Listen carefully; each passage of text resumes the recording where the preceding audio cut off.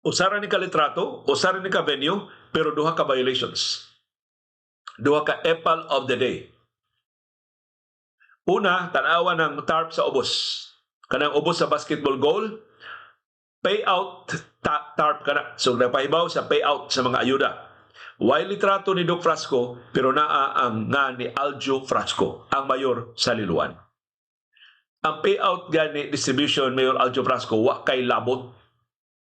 Pasag di imo mga social workers mo distribute ana, pasag di imo mga department heads na in charge anang distribution mo hata mo dumaan na ayo ibutang imo ngan ulo mo sa nun ay pakita diha kay local government official ba ka, subject ka ining anti-EPAL memorandum circular nga giluwatan sa Department of Interior and Local Governments sa niaging semana na nagdili sa mga politiko, sa mga government officials and employees sa pagbutang sila mga naong ubangangan sa mga government properties o mga government projects.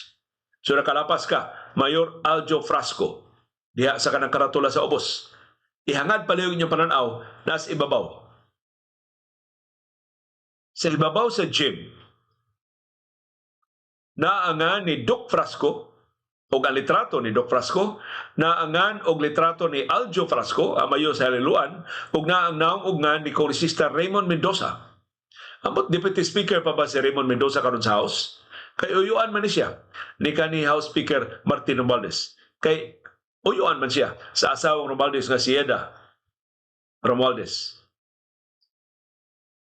So sila tulo mo i-credit nga nakatukod ining gym, Panfil Frasco Gym sa lungsod sa Liloan. Gawas kung kwarta ni sa mga Frasco, kwarta ni sa mga Mendoza, wa tay labot ana. Pero obviously, kwarta ni sa gobyerno. Nganong naaman ninyo mga naong o bangangan, hipusa na palihog. Si Doc Frasco o si Raymond Mendoza dili covered sa order sa Department of Interior and Local Governments, si Aljo Frasco ray mapiki ana. Pero covered sila sa GAA. 2026, 2025, 2024, 2023. Consistent na provision sa GAA gidili ang pagbutang sa naong ug sangan sa mga government officials and employees